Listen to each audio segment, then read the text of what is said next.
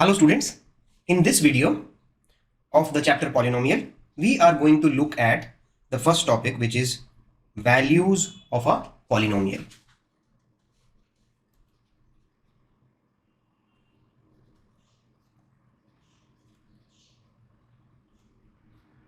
Okay, so in the last lecture, पिछले lecture में हमने देखा था पॉलिनोमियल क्या होता है.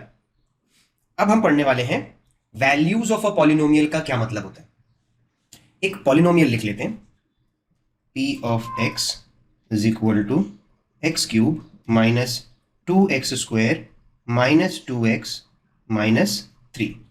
ठीक है, यहां हमने क्या किया है, एक पॉलिनोमियल ले लिया. सर ये पॉलिनोमियल है, बिल्कुल है.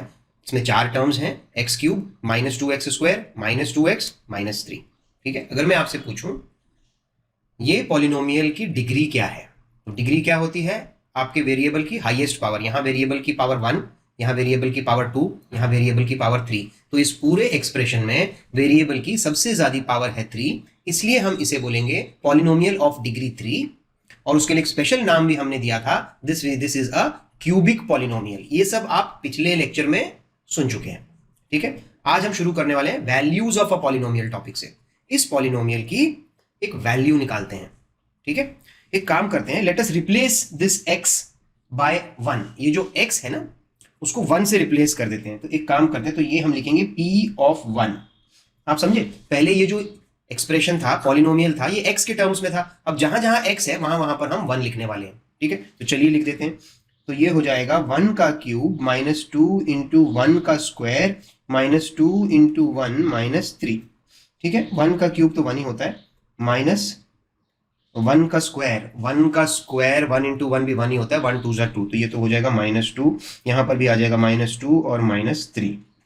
ठीक है, अब आपकी चॉइस है, आप कैसे भी कर सकते हो. पहले तीनों नेगेटिव वाले को ऐड कर सकते हो, 3 4 5 6 7, माइनस 7 हो गया. तो ये हो जाएगा 1 माइनस 7, 1 माइनस 7 होता है माइनस 6. ओके, तो यहां पर आप देखिए, हमने एक पॉलिनोमियल लिया था, उसमें x की जगह 1 सब्स्टिट्यूट किया और हमारा आंसर आया माइनस 6. तो कहने का मतलब है p of 1 is equal to negative 6. So this is the value of this polynomial at x is equal to 1. Okay, आप समझे वैल्यू का क्या मतलब है. जब भी मैं आपसे बोलूं वैल्यू निकालिए इस पॉलिनोमियल की, तो आप बोलेंगे सर वैल्यू तो मैं निकालूंगा, लेकिन x की जगह क्या सब्स्टिट्यूट करूं. x की जगह मैं कोई भी नंबर सब्स्टिट्यूट कर देता हूं तो उसकी एक वैल्यू निकल आती है. ओके, जैसे इस एक्सप्रेशन की, इस पॉलिनोमियल की वैल्यू यहां पर आ गई minus 6 when p is taken, when x is taken as 1. Okay, so p of x at x is equal to 1, this is the value of this particular polynomial. क्या आपको समझ में आ गया एक वैल्यू क्या होती है. ठीक है, उसका ये नंबर मैं आपको दे दूंगा और उस नंबर को सब्स्टिट्यूट करके आप एक फाइनल वैल्यू निकाल लेते हैं. ठीक है, अगर आपको ये क्लियर हो गया है तो आगे चलते हैं. वैल्यू ऑफ अ पॉलिनोमियल समझने के बाद हमें जीरो ऑफ अ पॉलिनोमियल समझने में बहुत आसानी होगी. So let us move on to the next one, which is zero of a polynomial. Zero of a polynomial, zero of a polynomial. Okay, so when I talk about zero of a polynomial, उसकी एक definition है, वो भी आपको लिखा देते हैं. बोलता है real constant which is k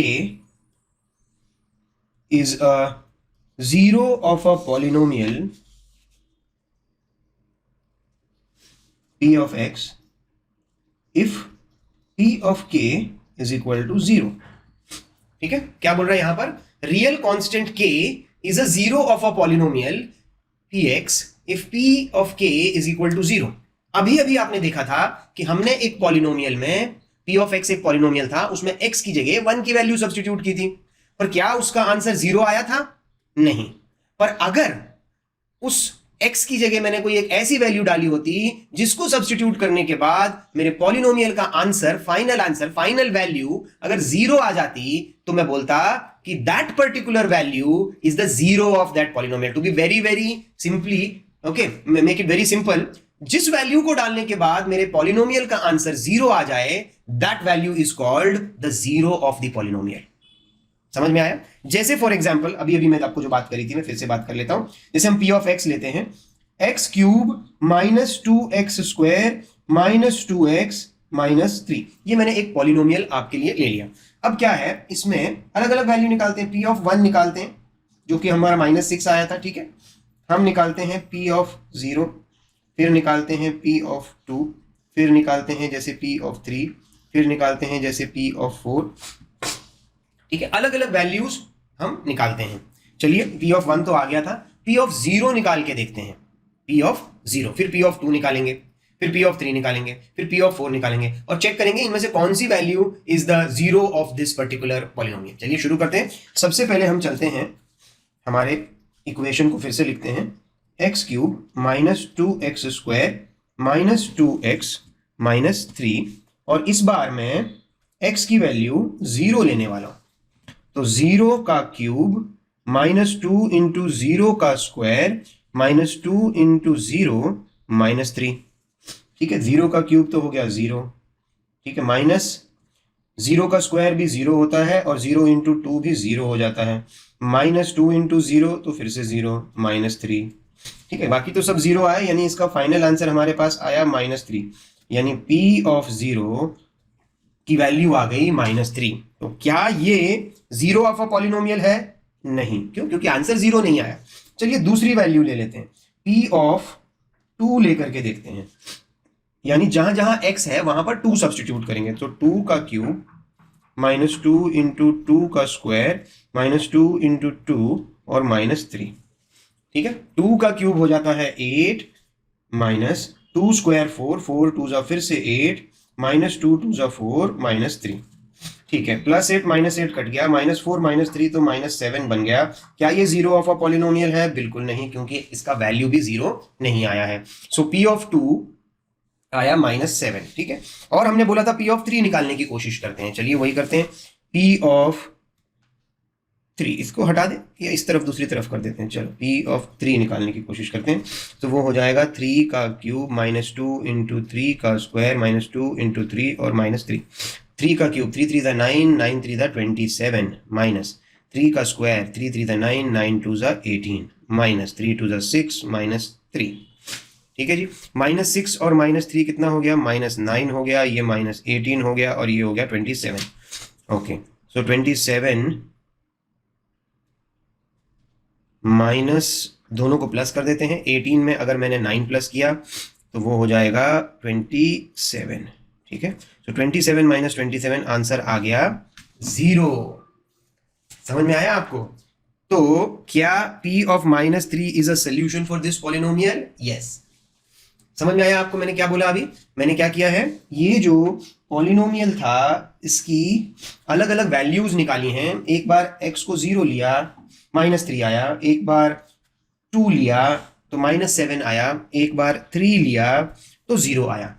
तो वो डेफिनेशन भी आपकी वही थी कि रियल कांस्टेंट k, इसमें मैंने k की अलग अलग वैल्यू, k की value 0, k 2, k 3, but real constant k is a zero of the polynomial of px if p of k is 0। एक ऐसी वैल्यू जिसको डालते ही मेरे इसका पूरा आंसर, ओके, x की एक ऐसी वैल्यू सब्स्टिट्यूट करें जिससे मेरे पॉलिनोमियल का फाइनली सॉल्व करके आंसर 0 आता है, will become the zero of the polynomial. तो मैं लिख सकता हूं, इसको यहां से हटा देता हूं, तो मैं लिख सकता हूं therefore x is equal to 3 is a zero of the polynomial। कौन सा polynomial? x cube minus 2x square minus 2x minus 3। समझ में आ रहा है? तो मैं ऐसे लिख सकता हूं कि x is equal to 3 is a zero of this particular polynomial, क्योंकि x की वैल्यू 3 सब्स्टिट्यूट करते ही इस पूरे पॉलिनोमियल की वैल्यू 0 आ जाती है। So x is equal to 3 is 0। So we can say that,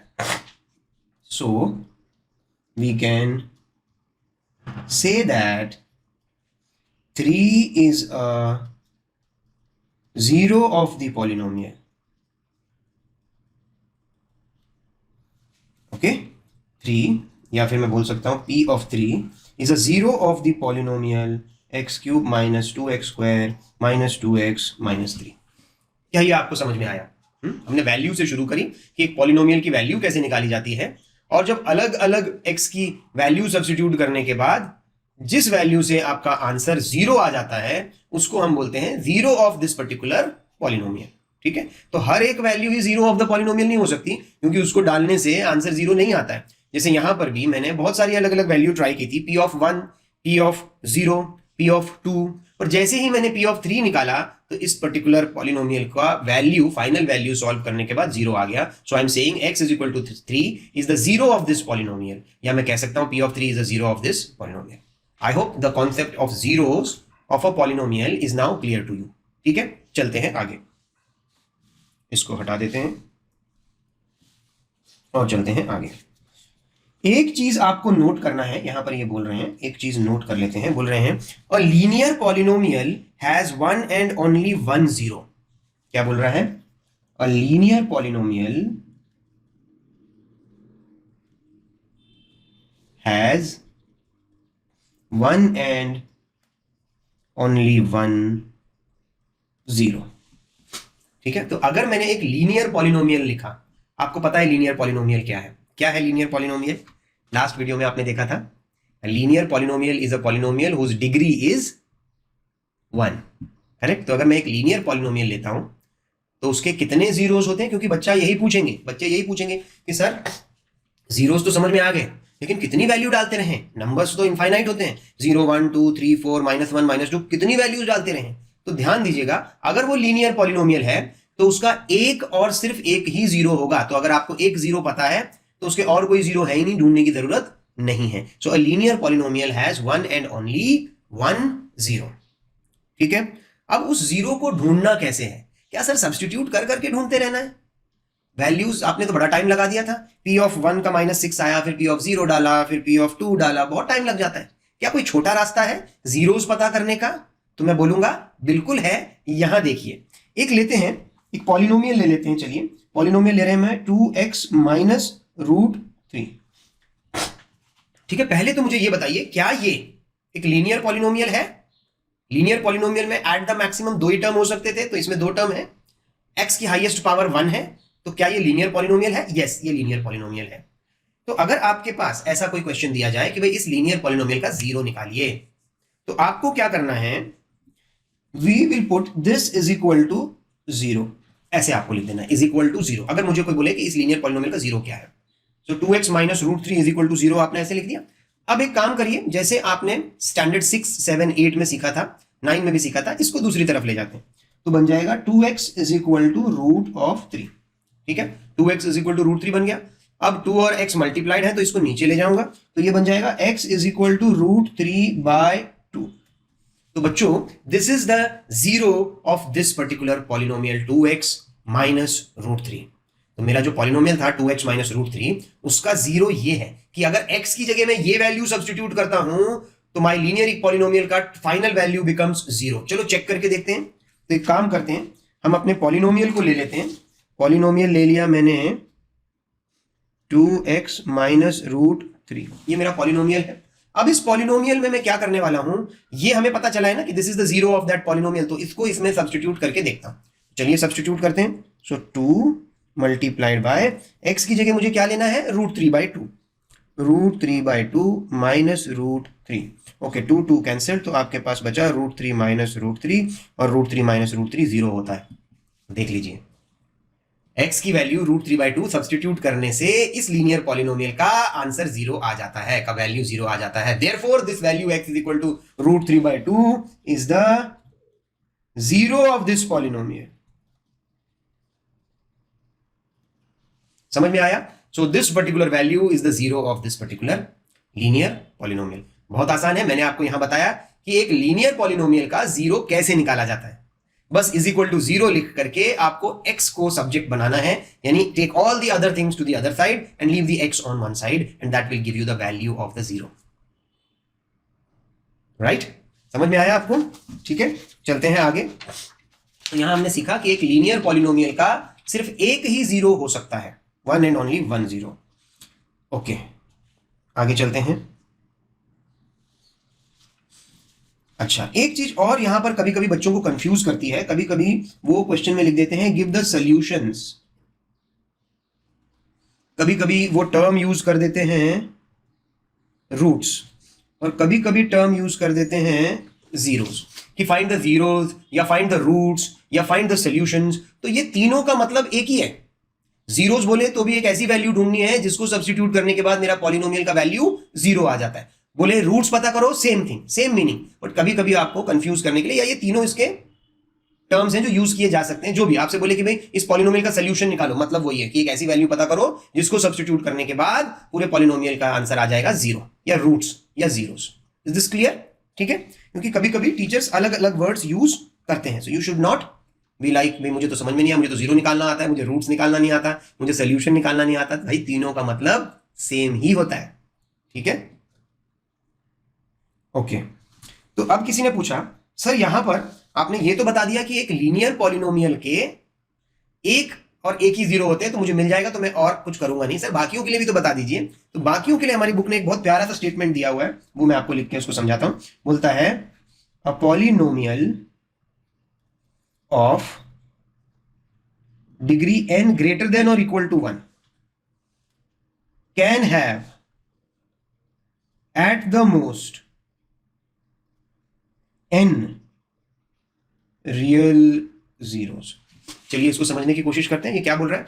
बोलता है a polynomial of degree n greater than और इक्वल टू 1, मतलब ये लीनियर पॉलिनोमियल की बात नहीं हो रही है, उससे ज्यादा जिसकी डिग्री n हो, किसी भी पॉलिनोमियल जिसकी डिग्री n हो, और n क्या हो सकती है, ग्रेटर देन और इक्वल टू 1, यानी 1 वाले के लिए भी ये है और 1 से ज्यादा वालों की भी मैं बात कर रहा हूं, यानी क्वाड्रेटिक, क्यूबिक, उनकी भी मैं बात कर रहा हूं।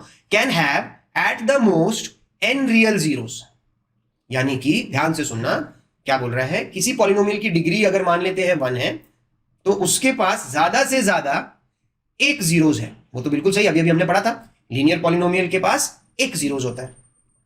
ठीक है, वैसे ही अगर कोई पॉलिनोमियल है जिसकी डिग्री है 2, तो उसके पास कितने जीरोस होंगे, यहां देखना, बोलता है eight the most n zeros, यानी कोई क्वाड्रेटिक पॉलिनोमियल है तो उसके ज्यादा से ज्यादा 2 जीरो हो सकते हैं। सर ये ज्यादा से ज्यादा का क्या मतलब है, 2 जीरो नहीं हो सकते, 2 जीरो भी हो सकते हैं, 2 से कम भी हो सकते हैं, 1 जीरो भी हो सकता है, या उसके कोई जीरोस ही ना हो, ऐसा भी हो सकता है। ठीक है, eight the most word use किया है तो एटलीस्ट आपको यह पता चल जाएगा कि भाई इससे ज्यादा तो जीरोस उसके नहीं हो सकते। वैसे ही क्यूबिक पॉलिनोमियल के ज्यादा से ज्यादा कितने, 3 जीरोस हो सकते हैं। क्वाड्रेटिक पॉलिनोमियल के ज्यादा से ज्यादा कितने जीरोस हो सकते हैं, 2 जीरोस हो सकते हैं। लीनियर पॉलिनोमियल के ज्यादा से ज्यादा कितने जीरोस हो सकते हैं, 1 जीरो हो सकता है। क्या ये चीज समझ में आई? ठीक है, इसको आगे और डिटेल में समझेंगे जैसे जैसे हम क्वाड्रेटिक पॉलिनोमियल के बारे में और डिटेल में जाएंगे। ठीक है।